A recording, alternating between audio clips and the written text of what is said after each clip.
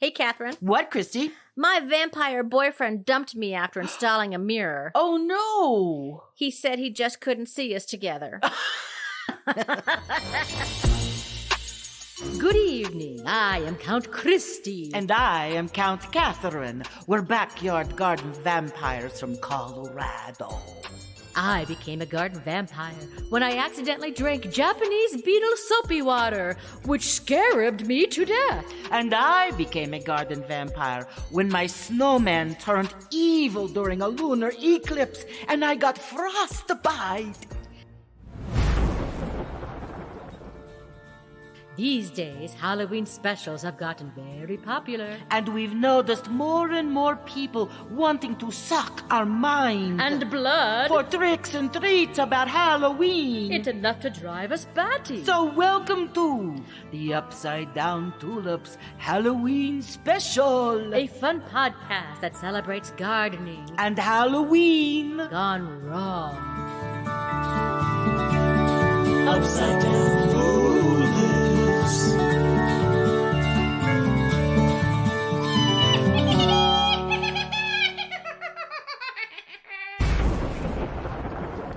Okay, Kathryn, are you ready to count down for our costume reveal? Okay.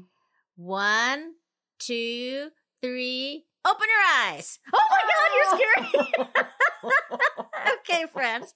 So Kathryn has on a white mask with a white wig and a scarf. Oh my gosh, that looks... Oh no, you're not wearing a wig. That's your hair. That's my Sorry. hair. Sorry. It's quite all right. Oh, masks are so scary. They can be. And I'm going to take mine off so you can actually hear me so I can describe Christy's beautiful costume. She has turned into plant lady, actually philodendron and I think hydrangea. Yes, lady. Oh my God, she has the best hat in the world that is all hydrangeas. And I can't read this sign on the front. What does it say, Pumpkin? You know, Kathryn, I had so little faith in my costume, but I'm so glad you got it that I actually had to name it. I said, Crazy Plant Lady. Crazy plant lady. And then she has a beautiful boa of philodendrons. Yes. Vines. It's awesome. That's lovely. Good job. Not so much a costume as more of a uniform, I think. Yes. Yes. And you're right. Masks they can be very scary. Oh my gosh, I didn't know what you were going to be wearing, and so it did kind of scare me a little bit. Exactly. Well, happy Halloween, everybody. Happy Halloween. Welcome to Upside Down Tulips. Welcome back, Kathryn. Thank you, Christy. It's great to be back. As is typical in our Halloween special, folks, we got lots of pod plays today. Yes, wonderful pod plays. All Halloween themed, all fun for the gardener as the garden is slowly wrapping up. What do you think, Kathryn? We got maybe a week or two left? I think maybe, yeah, hopefully. I'm hoping it will soon cool off and rain or snow. We need the moisture.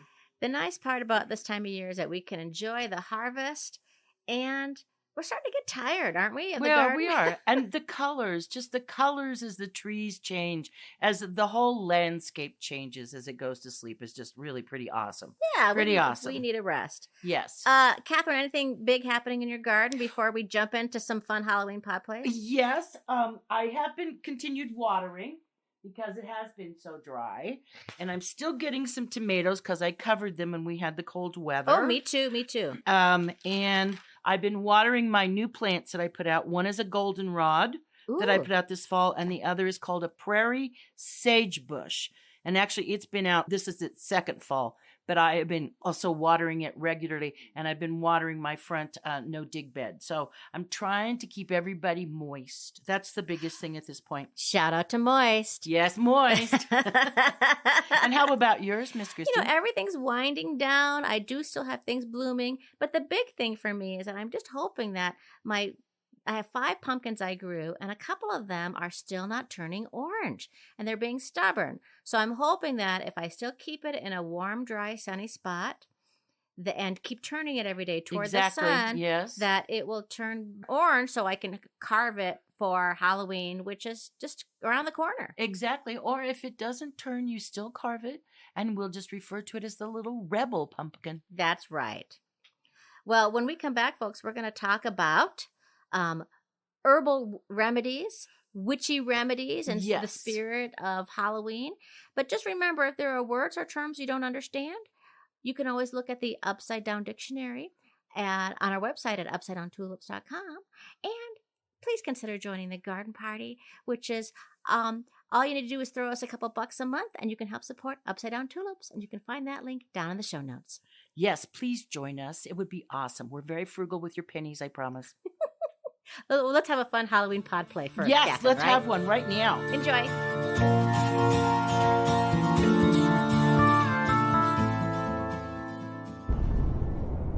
In a world in the north of the country, a man and his wife buy a house and for the first time ever, plant a garden. They'd never been happier. The flowers, the vegetables, the sunshine. But suddenly, without warning, it was September. Darling, where are you going?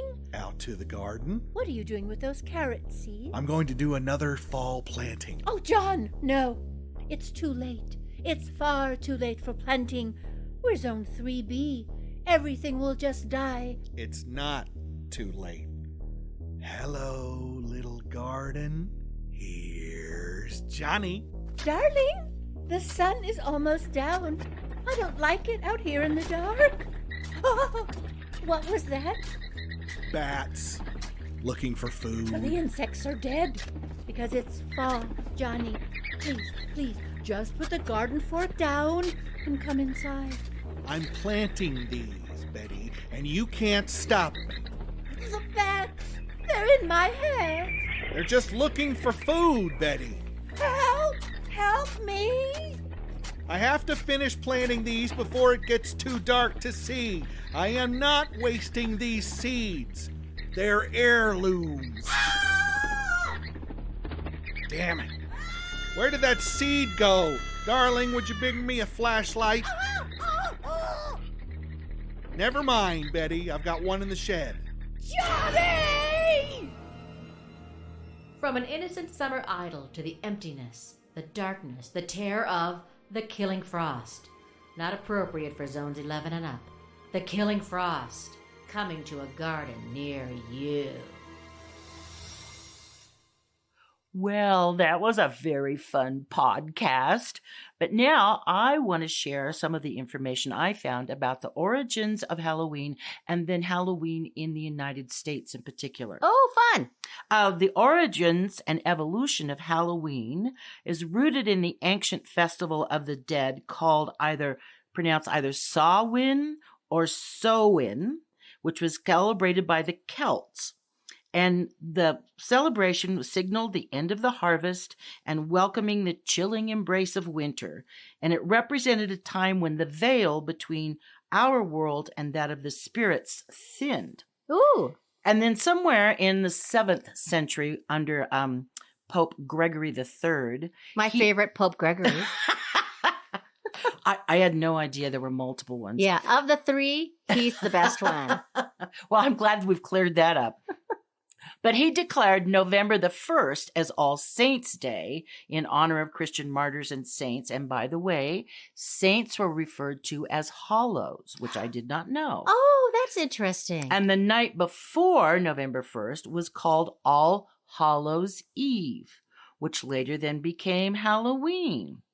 And many of the Celtic customs and beliefs persisted, especially in Ireland and Scotland, even after Christianity became much more popular. Mm-hmm. And it was celebrated with costumes and bonfires and divination games. And they did carve jack-o'-lanterns out of turnips and pumpkins, since the Irish and the Scottish grew a lot of, and they still do, of turnips to feed their sheep. And can I just say, I think like a jack-o'-lantern made out of a turnip is a lot scarier than a jack-o'-lantern made out of a pumpkin. Well, and it also says something about the size of the turnips they were growing, I think.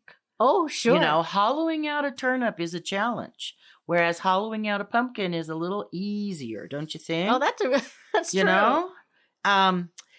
And Halloween was not originally or widely celebrated in colonial America because most of the original settlers were either Puritans or some other Protestant a denomination.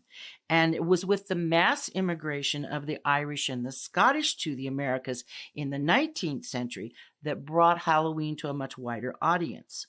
And they introduced the many traditions such as the carving of the jack-o'-lanterns out of turnips and pumpkins, wearing costumes and masks, which were originally intended to fool evil spirits, but later became a way to disguise oneself from thy neighbors, and then also the practice of going door to door asking for food or money, which is an old custom that evolved from the medieval practice of souling, in which poor people would beg for soul cakes in exchange for prayers for the dead. Oh. And then the next real change happened in America when Halloween became a much more secular and community-oriented holiday by the late 19th century, with festivity activities specifically for children as well as adults. And the holiday's scary and superstitious aspects were toned down or replaced by a more humorous and whimsical elements. However, some people still used Halloween in America as an excuse to cause mischief and vandalism, which apparently became quite a serious problem in the 1920s and 30s. Then after the Second World War is when Halloween really blossomed forward and became the huge thing we see of it today. It was a big thing in communities, and especially as an activity for children. And today in America, we spend somewhere around $9 billion Oh my gosh. every Halloween, from candy to decorations to costumes. Oh, that's cool. And I think that explains why I like Halloween so much, because it's connection to gardening. Yes, connection exactly. to the harvest is where it all started. Yes, exactly. And and for me too, it's that magical, mystical thing of the veil being so thin between Halloween and then All Saints Day. And that belief, and it has to do with, going into winter. Yeah. It is pretty remarkable, actually. I'm assuming as a kid, you must have gone trick-or-treating a lot in Kansas. I grew up on a farm and we did not go trick-or-treating. Oh. Because, our nearest neighbor was 3 miles away. So, yeah, it wasn't something that we did. But we did in our school. You dressed up in a costume and the teachers brought in candy and you had a little costume parade. And yeah. Do you remember what some of your favorite costumes were?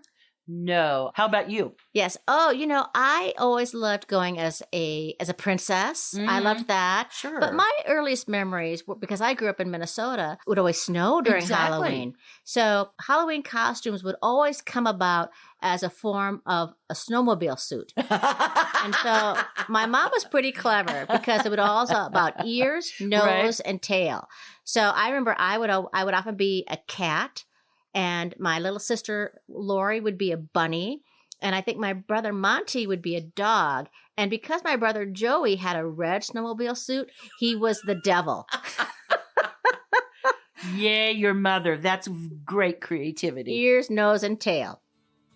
Well, let's go to some of our most popular pod plays that we've ever done. Okay. And this is our Stranger Garden Things 1 and 2. Enjoy, folks.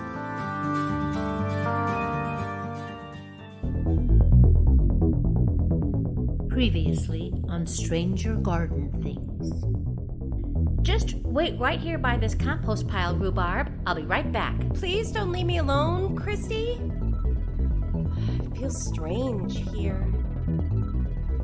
Ah! Rhubarb? Rhubarb? Barb! And now, Stranger Garden Things. Barb, where are you? Barb. Thanks for helping me search for rhubarb, Edith. Where are we? Your garden is all upside down.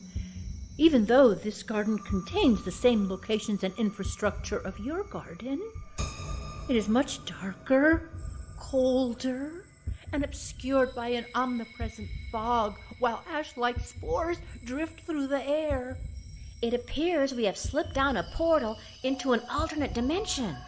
Ooh, check out how everything is overgrown with ropey root-like tendrils and biological membranes covering practically every surface. It all feels strange, Christy. I'm scared. Let's get out of here. But we have to find my rhubarb. I don't like that strange-looking compost pile. Oh no! What is that strange thing sitting on top of it? Barb? No. Oh, it's just a spaghetti squash. The seeds must have germinated because the compost pile wasn't hot enough because you haven't turned it in a year. Wait! Look over there! That thing is even stranger. With all this fog and ash-like spores, I can't tell. What is that stranger thing? It appears to be a very, very large zucchini. This is what happens when you don't harvest zucchini in time. Zucchini is best harvested when the fruit is about 6 inches long. If left unharvested, zucchini squash will easily reach... Oh my gourd! It sees us! Run! Wait! What about me? Sorry, rhubarb. Normally we don't mind things upside down, but this is all just too strange. Yuck. Need sugar.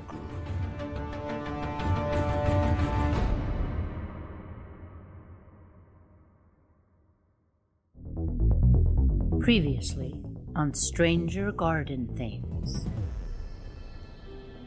Looks like everything is back to normal in our small town of Wheat Ridge, Colorado.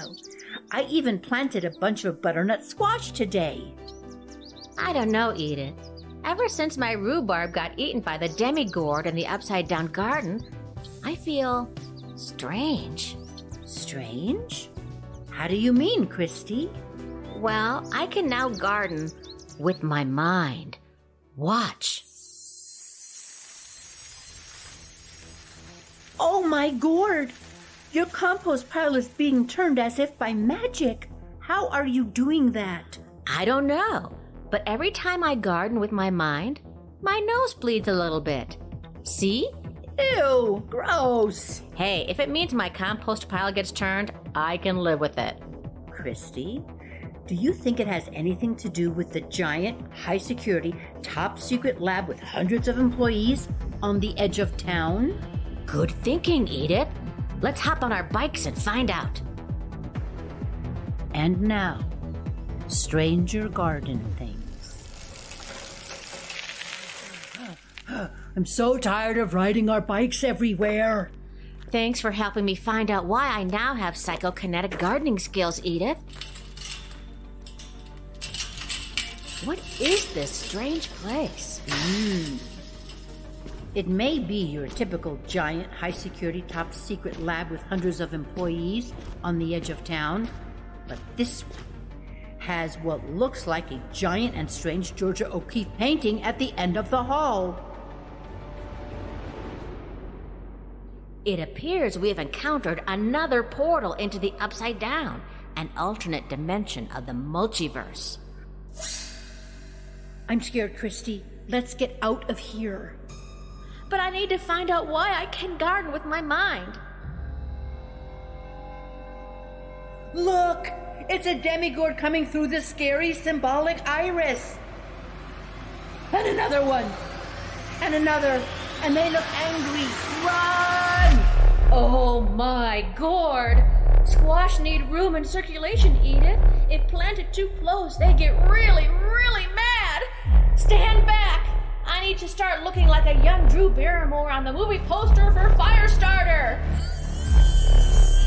What are you doing? You're scaring me. Ew! Your nose is bleeding real bad. You blew up the demigords and closed the spooky vagina. You saved us, Christy. Let's head home on our bikes and see what I can do with Japanese beetles. Awesome! But first, you need a box of Kleenex, and I'm calling an Uber.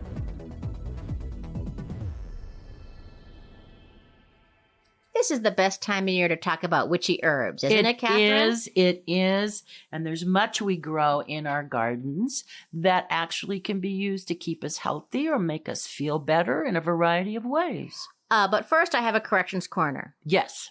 It just came to my understanding from our excellent yet enigmatic engineer that there were actually 16 Pope Gregories. Ah, but number 3 could still be your favorite. Number 3 was pretty awesome. Okay. I have to do some more, In-depth comparison to make sure, but I'm pretty sure he's still my favorite. And last year in our Halloween special, we talked about plants that will kill you. Right. This year, we're going to do a little different spin on it. We're going to talk about Plants that can help you. plants that can help you, witchy herbs that can be remedies, especially as we're getting close to cold and flu season. Exactly. And the first one is basil, which is of the mint family. And there's a ton of varieties, if any of you who grow basil know. The big thing about basil is it's an anti-inflammatory and an antibacterial. And it also is very powerful when you take it in your body it's an antigen. So it helps the body respond to stress and fight disease. Oh, wow. And the ways I am the most familiar with using it is either as an essential oil, or dried or fresh and brewed as a tea. In fact, during COVID, I had a recipe for an antiviral, antibacterial tea that had oregano and basil and cinnamon and a bunch of others in it. And you would brew it up with boiling water first, and then you'd brew it up to about 15 to 20 minutes, strain it and drink it. And that's pretty much how you would make basil tea. Again, it's an anti-inflammatory and an antibacterial. Now, I have used basil oil on sores. Oh, really? Yes, on sores, cuts. That's yes. great. Also grown in our gardens is echinacea, one of the most well-studied herbs for remedies. Now, friends, if you don't grow echinacea, if you live in zones 4 to 9, you sure can. It's a perennial. It comes back every year. It's deer resistant. There are hundreds of varieties, and it attracts pollinators. Yes, the bees adore it. Also known as purple coneflower. Yes. So it's a tall flower that can get like 2 feet high, and it'll have the traditional would be purple leaves. It's a daisy-like flower. And then the center will have a beautiful golden. It's a cone shape, which is where the name comes from. Yes. So echinacea has gained a reputation for numerous effects on the immune system, including increased antibody responses to elevated levels for fighting viruses and stimulation of white blood cells to fight infection. Exactly how echinacea works continues to be investigated, but they're supposed to be these chemicals in echinacea that have medicinal elements that boost the immune system and inhibit viruses and bacteria. Exactly. And to get the benefits of it, you can, at the first sign of illness, ingest as a tea or take as a tincture or a capsule. Which you can get at a local health food store, natural grocers. Yeah. Yes. Or you can harvest your own plant. Now, I was always taught that the only thing that you can use for echinacea is the root. And the root is the most powerful part, but I just learned this, that all parts of the echinacea plant can reap some get well benefits. So, if you wanted to make a tea, you could take 1 cup of water in a saucepan, add 1 teaspoon dried echinacea root, bring the water to a boil, reduce and simmer for about 5 minutes, remove from the heat, and allow it to sit 5 minutes and strain. Or you can just cut the flower right below the first top leaves. And if you're harvesting for leaves as well, then you cut before the first set of leaves at the bottom. And dry the plant hanging upside down, or remove the petals and the leaves and lay them flat in a cool, dry place. And then once dry, gather the petals and leaves and gently crush or cut them into like mint-sized pieces. And then you can assemble into a tea infuser and then add hot water when ready. Exactly. And it's similar to, in terms of using the basil, for example, you can, as I said, you can use it as fresh or dried, drying it very similar to what Christy was talking about for echinacea. And again, brewing it up. Yeah. So real quick, I'm going to touch on oregano, which is also an antioxidant, and it helps the body eliminate free radicals, and it also can fight bacteria. I have used it also as an essential oil, again, at your local health food store, or most grocery stores anymore. Whole Foods, Sprouts carry such things. Or you can make your own essential oil. Or you can, though that's a little more involved. Sure, I have yes. made that with my herbalist friend Joan Zen, and it's a little more involved. Right, because it could spoil. Exactly. And there's a way you have to press it and process it in order to make it into the essential oil. You have to, yes. But you can take dried oregano or you can take fresh oregano, chop it up very nicely, put a couple of teaspoons in 2 cups of water, hot water, boiling water, and let it sit and steep, strain it and drink it. Okay, can I ask one question Sure. though? Because I've heard that if you use a fresh herb, it's actually best not to use super hot water. It's best to use warm water. That wasn't what I was told by my herbalist, but Oh, okay. it's a detail we could look up and explore. That's for sure. Alrighty, great. Well, we're going to come back and talk about more herbs that we grow in our yard that you can use as a herbal remedy. But first, it's The Nightmare on Birch Street, written by and starring Karen Slack. It's scary.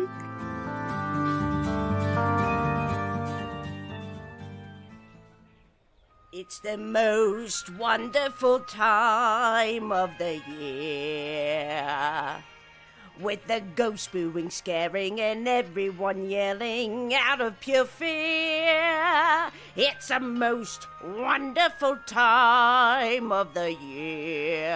Ooh, I love spooky season. I love the crunch of the leaves, the crispness of the air, the gardens teeming with luscious ripe yummies for my tummy. Plus, it's the one time of year that others are as skittish as I am. Then there's the pièce de résistance, the cherry on the sundae, the icing on the cake. They leave pumpkins here on Birch Street, sumptuous, stunning, sublime gourds for me to gorge on. They just leave them on the steps, on their front porches. They leave them everywhere. They even cut them open to make it easier for me. They could only do me one better if they put the whole thing up in a tree. It's like me birthday every day of spooky season. Oh, like this one. Look at this one. So large. So open, so ready for me to devour. What's that? Pepper?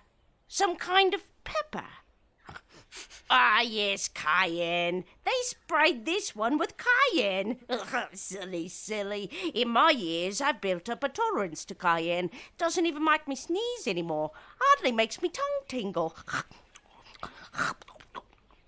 Hey, you dirty squirrel. Get out of here. Yeah. Hey, look, Guy, if you didn't want me to have it, why'd you practically write me an invitation? It doesn't matter. Just next door, here's another one. Oh, this one's kind of cute looking, really. It's almost a shame to destroy it. I said almost. I'm going to hug it real close. Come here, you juicy Jim Dandy of a jack-o'-lantern. Ew. What's this? It's all slippery. Gross. It's on me paws. Ew. What is that? Ah, petroleum jelly? That'll give you the runs if you eat too much at one time. My mum used to put that on me biscuits when I was a mere tot to toughen me up. So, don't bother me, Nan. Well, I've got to get it off me paws, though. So I'll just walk up and down this car here. That should do the trick. You stupid squirrel, get off my car. You, lady, don't put nasty things on delicious things and I won't vandalise your property. Ah, never mind this side of the street. Let's go to the other side. I'm going to wait for this car, though. Then I run across the street right in front. I stay still in the middle of the street until they just start to accelerate. Then I'm going to dash across one way, then the other. Darn off a squirrel. Boy, oh boy, they hate that. What a riot. Oh my. Look at this, Will-o'-the-Wisp. It might be the most perfect pumpkin that I've ever seen. It has a sheen to it.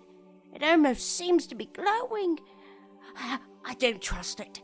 It's too perfect. It must be a tricky treat. I'm going to walk real slow. I'll just lean in and give it a quick bite. Oh, whoa. It just got dark. Who turned the lights out? Goodness. Sure did get chilly all of a sudden. Did you hear that? It sounded like something very large taking a bite of something. Oh, I'm trembling. I've got to hide in this bush. What is this thing? Is it? It can't be. I've heard the legends, the folklore, the campfire stories, the tall tales, but never believed it until now. But it's huge. So huge. And is that a bloody carrot? Oh no, I think it might be. Nom, nom, nom. Here comes Peter Rottentail, clumping down the human trail. Oh, I love spooky season. It's the one time a year for 2 whole weeks when I can walk freely and no one eyeballs a bat or bats an eyeball. Ho, ho, ho, ho, ho, ho. What do we have here? Isn't this a pretty pumpkin? No, no, that one had hairspray on it. Gives a weird aftertaste. My most gorgeous gourd. You should have been savored slowly, luxuriated upon, one luscious bite after another, not gone in one fell swoop. Did he say hairspray? I guess that explains the sheen. Now I need something to get that icky taste out of my mouth. I want something with gooey insides, something fuzzy and cute with little bones I can crack with my teeth. I've always been told I was a bit big-boned, so maybe he won't. What's this? Oh, what's in here? A cute little fuzzy rat. Nummy, nummy. Oh, yikes! Oh, not by me tail. Why is it always by me handsome tail? Oh, please, Mr. Rottentail, Peter. Can I call you Peter? Oh, please let me go. I'm not a meal. I'm not even a snack, really. Hardly an amuse-bouche. Barely a teaspoon of sorbet, am I? Nowhere near enough to... Chatter, chatter, chatter. I'll take care of that. You smell like a pumpkin-filled donut, you little rat. I'm not a rat! Oh, God, his breath is so awful, and his teeth are so sharp. I'm not a rat! I'm not a rat! Oh my. What's this? Grass beneath me, the sky up above, the smell of carved open pumpkins. I'm alive! I'm alive! It must have been a dream. Well, a nightmare, really, an awful nightmare. Whew, whew, whew, whew. Whew. Well, that nightmare sure worked up an appetite. Maybe I'll hop some fences and find some wonderful... Oh, what's this? A bit of carrot? A bit of a really large carrot? And oh my, is that blood? Tastes like ketchup to me. Some kind of hippie organic ketchup. Okay, I'm going to talk about thyme, and I promise you we're going to save you from all the really bad thyme jokes Kathryn and I were just sharing with each other. It's true. Alrighty. Do you grow thyme, Kathryn? Yes, I do. Yes, I do too. Thyme's aromatic compounds help relieve coughs, probably in 2 different ways. It's mostly known as an expectorant, meaning that the herb not only calms the cough, but also can help clear bronchial mucus. Shout out to mucus. Yay, mucus. Cousin to moist. Right. And thyme grows best in zones 5 to 10. There might be some varieties that can grow in zone 4. But if you live in zone 3, then friend, just grow it as an annual. And I grow it in pots. Oh, and I bring cool. it in the winter, so it's on my sunroom, and then I put the pot back out in the spring, and it lives outside over the summer, and then I bring it back in. Yeah. That's great. Well, it also is great for edging or ground covers. Yes. Thyme, so there are several chemicals in thyme, including thymol and cavacrol, that account for its aroma and its expectorant effects, and also for its inhibition of bacteria, viruses, and fungi. So today, herbal practitioners recommend thyme for coughs, cold, flu, bronchitis, and asthma.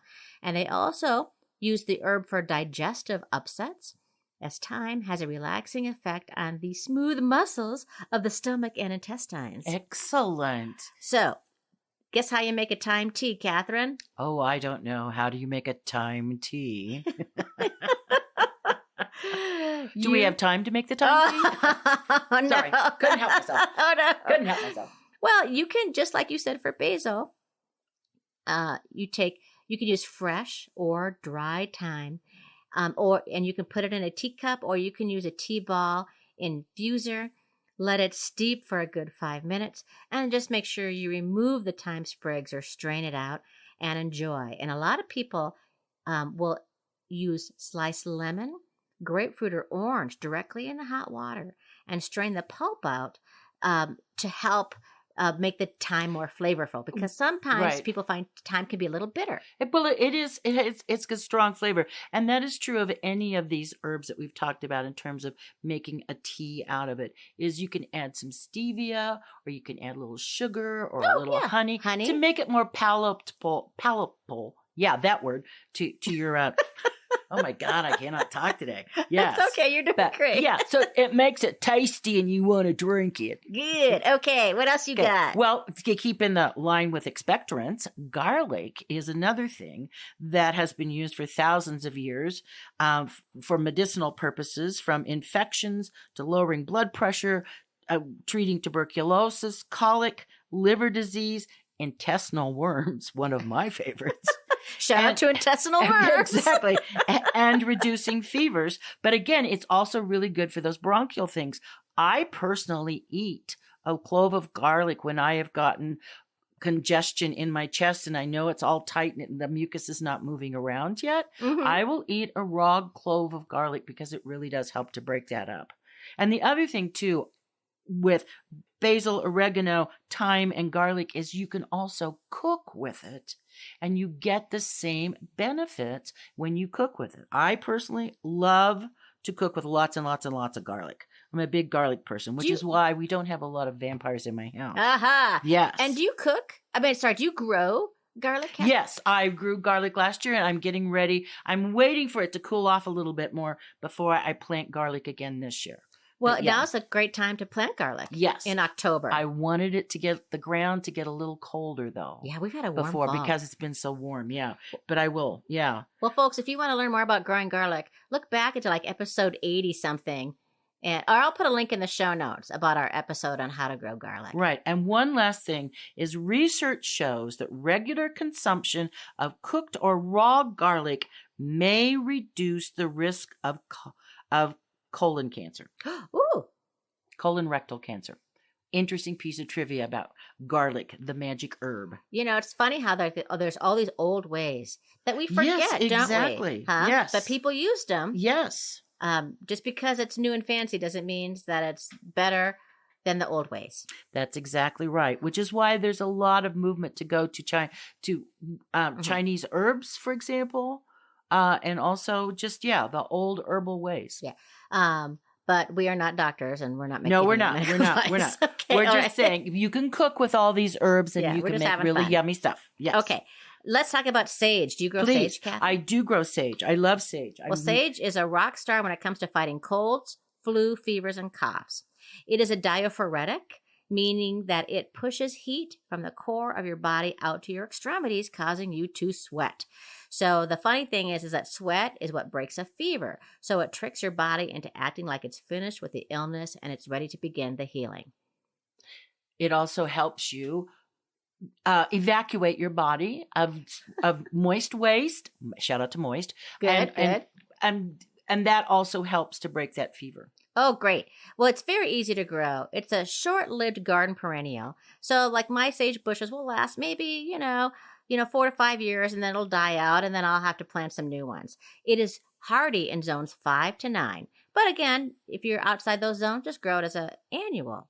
It's a great choice also for relieving your sore throat and coughs while easing feverish conditions. And it's also antimicrobial. The best use for sage is to steam it. So to loosen your chest congestion, place a handful of sage leaves in a heat-proof bowl, pour boiling water over the leaves, and let the water cool slightly so it's not too hot to breathe. Cover your head and breathe in the steam of the sage. Or you can enjoy sage in your bath. Just stuff a large cloth tea bag with a bunch of sage leaves, or make a little muslin bag or some cheesecloth and put 2 ounces of fresh leaves or 1 ounce of dried leaves will fill a 2x4-inch muslin bag and throw it in the tub and enjoy. Excellent. It's also good in your dressing at Thanksgiving. That's true. So what you do, Kathryn, is you take the whole turkey, you stuff it with sage dressing, and you put that in the tub with you, and you're going to feel great. And it gives your turkey buoyancy, too, so it doesn't sink to the bottom of the tub. Already, here are 2 pod plays that celebrate the legend of Sleepy Hollow from a gardener's point of view. Ichabod Grain and a brand new pod play, The Green Headless Horseman. It's the last week of October, Halloween week. From sea to shining sea, many gardens have been laid to rest. Meet Edith and Christy, backyard gardeners from Colorado, putting their gardens away for the winter. Christy, it's dark already. Can we finish this tomorrow? Just help me mulch, and then let's go in for apple cider. I really appreciate your help, Edith. Is that a wolf howling? It sounds like it. Wolves in Wheat Ridge? Well, that's new. Yeah, maybe we should finish this tomorrow. Oh my gourd, what was that? I'm not sure, but it's right behind you, Christy. Let's run. I can't. Something is breathing down my neck. I'm so scared I can't move. Christy, it's a headless man on a horse. I think I just peed myself a little.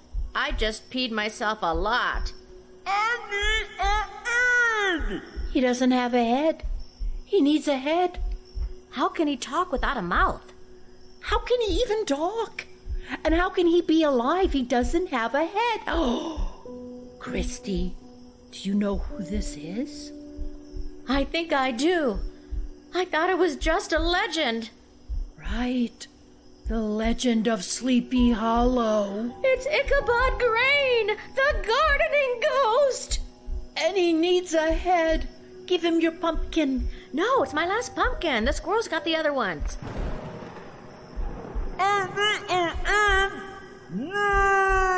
Are you insane? Give him the stupid pumpkin. Okay, but I turned it into a smiley jack-o'-lantern. He doesn't want it now. He doesn't like the face you carved. The horse said nay, too. Not the time for your puns, Christy. We're screwed, aren't we? Maybe not. Christy, I see a giant zucchini hiding under your plant here. Maybe Ichabod Grain will take the zucchini to use for a head instead of a pumpkin. Ichabod? Mr. Grain? Sorry about your head.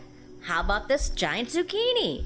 Did you know, Ichabod, that everyone in Hollywood has a really big head? 'Cause it photographs so well. I mean, look at Tom Cruise. Really big head.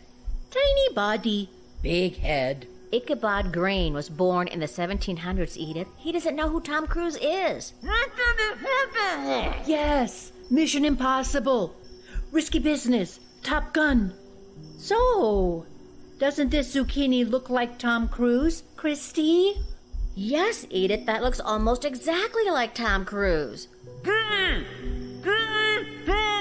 Here you go. That was close. Yeah. Whew. Never garden after dark on Halloween, I'm thinking. Let's go inside for some apple cider. I think I need something stronger. I'll heat it up and add cinnamon. Perfect. Some legends never die, and some are so much more than legends. Go inside, gardeners. You've earned your rest. Happy Halloween.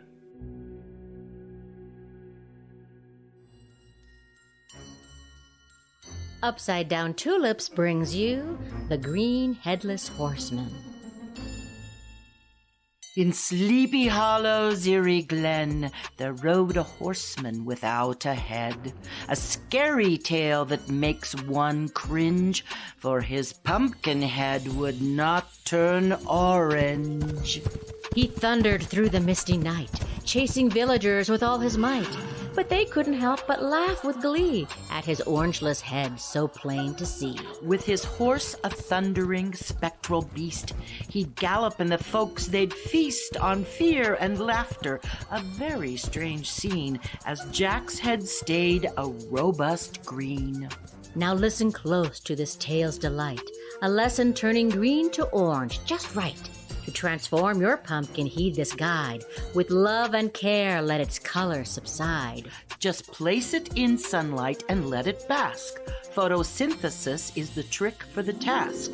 The rays of the sun work their spell, turning chlorophyll to orange, oh so swell. With time, the pumpkin's hue will transform from green to orange like a radiant storm. Patience is the key as the days roll on. Your pumpkin will glow when the change is done. Jack's pumpkin, alas, missed this routine, left it spectral and forever green. So heed this lesson, get your gourd out of shade. With care and sunlight, your harvest can parade. So beware the headless horseman's plight, with his pumpkin's head that wouldn't turn right. And when Halloween night comes to call, your pumpkin will shine, the brightest of all. Well, that one was spectacular, and because it was so awesome, we're going to do yet another pod play back to back, because this one is called The Silence of the Lamb's Ear.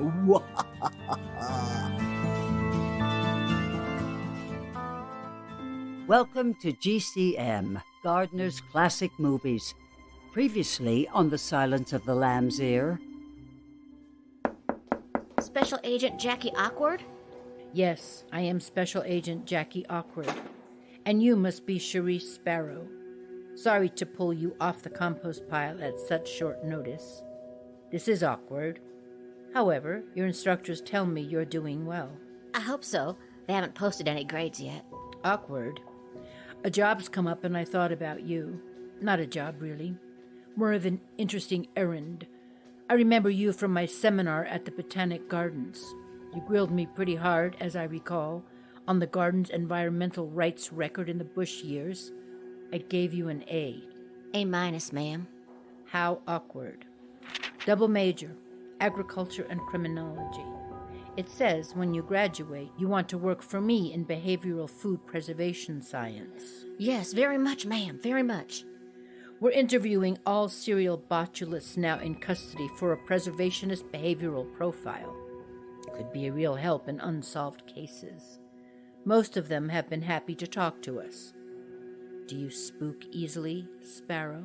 Not yet, ma'am. See, the one we want most refuses to cooperate. I want you to go after him again today in the Arboretum. Who's the subject?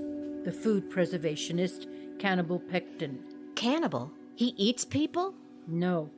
Can-a-ble. As in able to can. How awkward.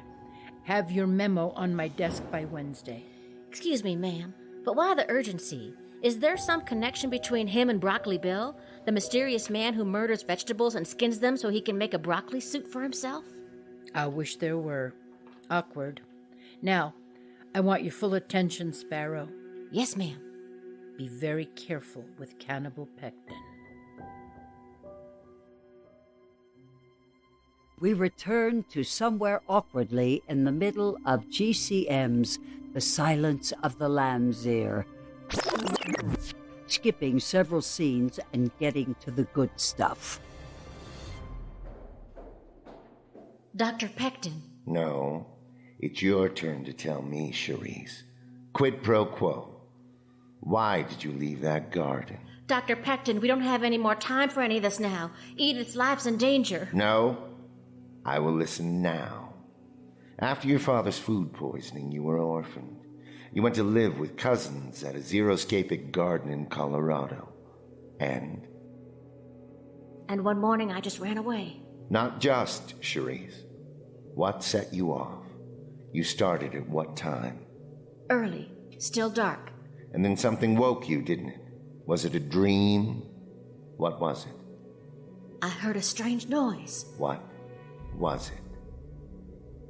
It was spreading. Some kind of spreading. What did you do? I went downstairs. Outside. I crept into the garden.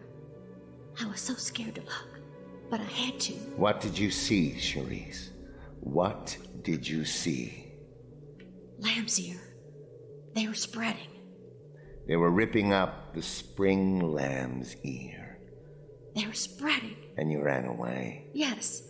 I took one clump and I ran away as fast as I could. Where were you going, Cherise?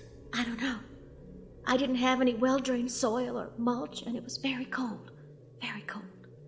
I thought if I could just save one clump, but it was so heavy. Soft, but heavy. I didn't get more than a few miles. The gardener was so angry. He sent me to live at the orphanage in Pueblo. I never saw the garden again. What became of your lamb's ear, Cherise? He killed it. You still wake up sometimes, don't you? Wake up in the dark and hear the spreading of the lamb's ear. Yes. And you think if you could save poor Edith, you could make them stop, don't you? You think if Edith lives, you won't have to wake up in the dark ever again to that awful spreading of the lamb's ear. I don't know. Thank you, Cherise. Thank you. Who is Broccoli Bill? It's your turn, Doctor. Tell me who. Brave Cherise.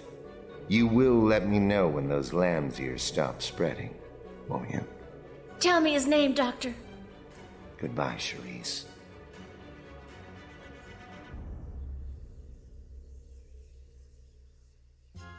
Ooh, I need some spooky inspiration. Oh, well, I don't know how spooky my inspiration is, but it's pretty direct. Okay. Here we go. There's a whole world out there, right outside your window. You'd be a fool to miss it. That's from Charlotte Eriksson, who is a Swedish author, poet, and podcaster, and she says exactly what she thinks. I love it. I do too. But I still need more spooky inspiration. Oh no, well then, what do you have to offer, Christy? This is from Paula Karan. The farther we've gotten from the magic and mystery of our past, the more we've come to need Halloween. Ah, yes, it's true. It's true. Being in touch with that whole cyclical thing that happens at Halloween, going back to what the Celts were doing. Yes. Oh, nice callback, Kathryn. Thank you. And guess what, friends? You've reached the end of our Upside Down Tulips Halloween special. We are Count Kathryn Gray and Count Christy Montour Larson. And if you got some laughs and some value out of this week's episode, could you do us a favor? Hit that subscribe, like, or follow button wherever you listen to your podcasts. And thank you so much to Denise Gentilini for composing and performing the spooky Upside Down Tulip theme song.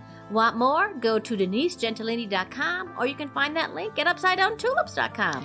And thanks for the many, many talents and kind hearts of Bill Hahn, Jason Maxwell, Billy McBride, Michael Morgan, Karen Slack, and Edith Weiss. And thank you to our eerie yet evil engineer. Join us in 2 weeks for another episode that will delight and amaze you. And don't forget, if you make a mistake, your garden will forgive you. Upside Down Tulips.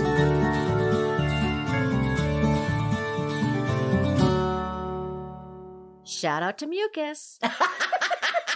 And Moist. And intestinal worms.